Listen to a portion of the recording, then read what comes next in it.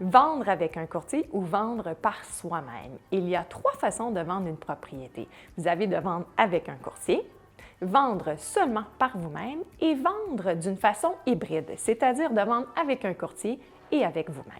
Vendre par soi-même nécessite un investissement en temps, que ce soit pour les visites, les négociations, les inspections, les expertises à faire. Ensuite, vous avez aussi un investissement en publicité qui peut être jusqu'à 5 000 $ environ. Vous avez aussi les assurances, les taxes, les frais de condo à payer éventuellement si le temps continue et que la propriété est vacante. Et vous avez aussi l'hypothèque et les intérêts de l'hypothèque à payer, ce qui est souvent très prenant, déroutant et stressant. Vous avez aussi la méthode hybride, c'est-à-dire de vendre avec un professionnel, un courtier immobilier et vous-même. Dans cette option, vous aurez accès à toutes les connaissances du courtier immobilier, comment mieux négocier vos offres, que ce soit vos offres multiples ou pas, que ce soit aussi son réseau de contacts, ses médias sociaux et tous les autres courtiers qui existent. Il pourra donc gérer la transaction de A à Z pour vous donner davantage de sécurité et de protection. Enfin, vous aviez l'option de vendre seulement avec un courtier immobilier.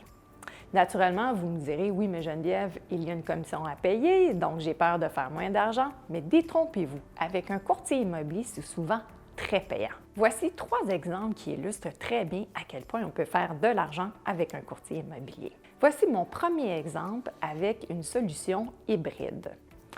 Nous avons rencontré une cliente qui vendait par elle-même à 339 000. Nous avons tout de suite su qu'il fallait baisser son prix à 335 000 parce que les 5 attirent davantage les acheteurs pour tenter de vendre en offres multiples. D'ailleurs, la première semaine de mise en marché, ma cliente a reçu de son côté une offre à 310 000. Effectivement, les acheteurs qui veulent acheter directement avec le propriétaire négocient, règle générale, entre 2 et 4 %.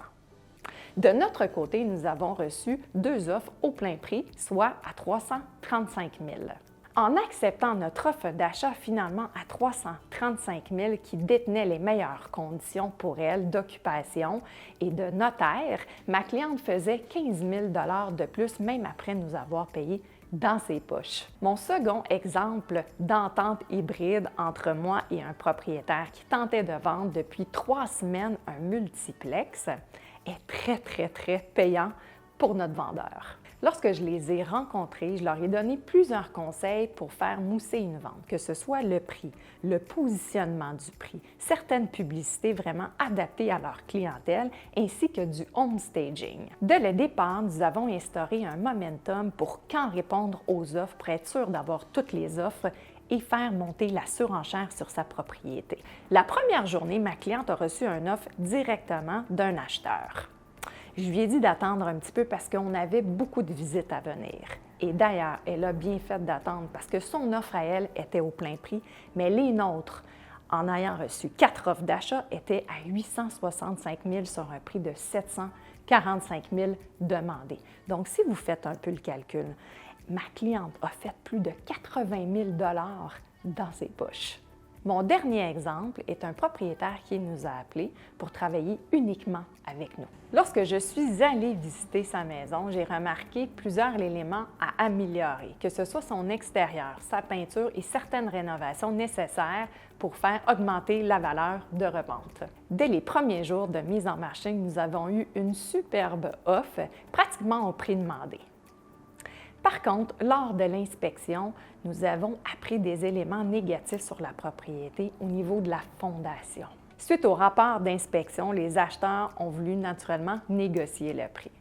Moi qui représentais le vendeur, je lui ai dit de faire venir des experts pour la fondation pour être certain qu'il y avait vraiment un problème et si oui, à quel coût ces travaux-là nous amèneraient. Et grâce à nos rapports d'expertise, nous avons pu effectivement continuer à vendre un très bon prix parce que le problème de fondation n'était pas si grave que ça finalement. Au final, mon client vendeur a fait une excellente vente et en plus, vu qu'il avait plus de temps, il a réussi à dénicher un super contrat pour sa compagnie. En conclusion, vendre avec un courtier vous permet de faire de l'argent, de gagner du temps et de dormir tranquille.